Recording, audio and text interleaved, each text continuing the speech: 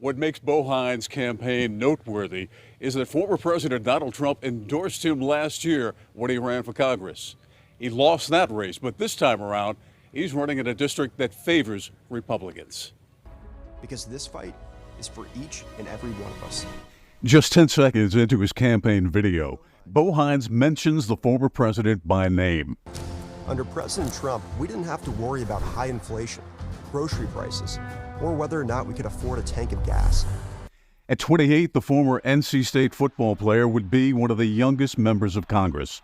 He faces 4 other Republicans so far: former Congressman Mark Walker, High Point Mayor Jay Wagner, former congressional candidates Christian Castelli and Marianne Contagianis, all vying to represent the new 6th District, which includes parts of Guilford and Forsyth, all of Davidson, Davie, and Rowan, and a part of Cabarrus County. What would it mean if the former president were to endorse Hines once again?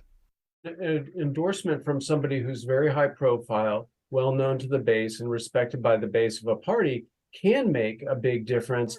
High Point University political scientist Martin Keifer says that is especially true in a partisan primary.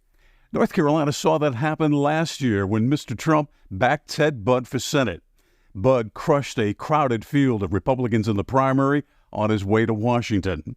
Keifer says endorsements are especially important when it comes to raising money. Fundraising is crucial, and a big endorsement might make a difference because it shows credibility to the donors. We asked the other candidates in this race for their reaction to Bo Hines. Jay Wagner writes, quote, "I'm still the only candidate who lives in the district and is running because this is my home.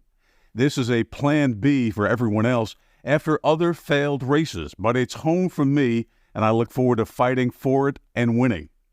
Mark Walker writes, quote, "I welcome Bo to the race. As the highest-rated conservative to serve in the United States Congress, I look forward to comparing my proven record to someone who is still trying to buy his first job." Bo Hines has not received a Trump endorsement yet.